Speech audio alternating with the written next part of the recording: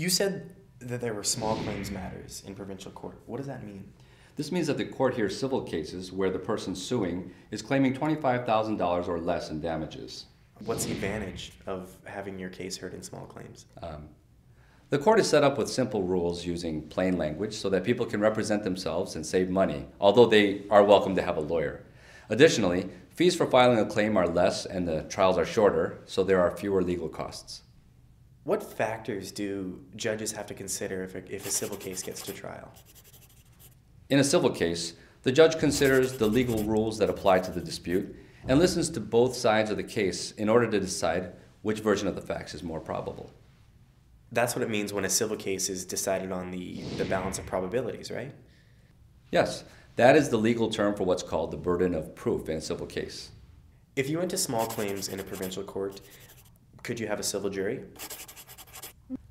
No, there are no civil juries in the provincial court. So then what type of cases are heard in small claims? Well, with a few exceptions, the provincial court hears most kinds of civil disputes, such as claims for debt or damages, construction disputes, personal injury claims, recovery of personal property, or enforcement of agreements or contracts involving personal property or services. Can I sue for damages regarding the purchase or sale of a piece of land? Yes, if you are disputing a breach of the sale contract. But if you are seeking a change in the title to the land, you would have to go to Supreme Court.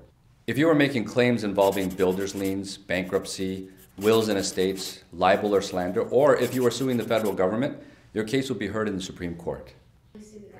There are cases where individuals actually sue the government? Yes, citizens can sue the provincial government in either trial court, or the federal government in the Supreme Court, or another court called the federal court.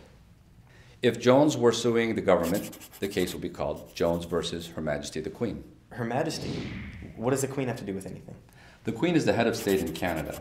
If the government is sued, her name is used. Okay. So say you wanted to settle your case in provincial court. Can that be done? Yes, a large majority of the cases settle without a trial and can be settled at any time during the proceedings. Small claims court holds a settlement conference with a judge or a mediation with a non-judge mediator in every disputed case. If the parties are unable to agree on a resolution and the case has to go to trial, then there may also be a pre-trial conference so that everyone is clear in advance about the legal issues and how the trial is to proceed. Now, what about the case my class is studying where a person was injured when a drunk driver hit his car? Would that case be heard in small claims? It would depend upon the amount of personal injuries suffered by the person who got hit by the drunk driver.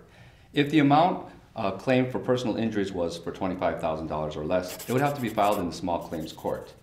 If it was for $25,000 or more, the case would have to be filed in the Supreme Court. So that means that the amount of damages is a very important factor in determining where a civil case is heard?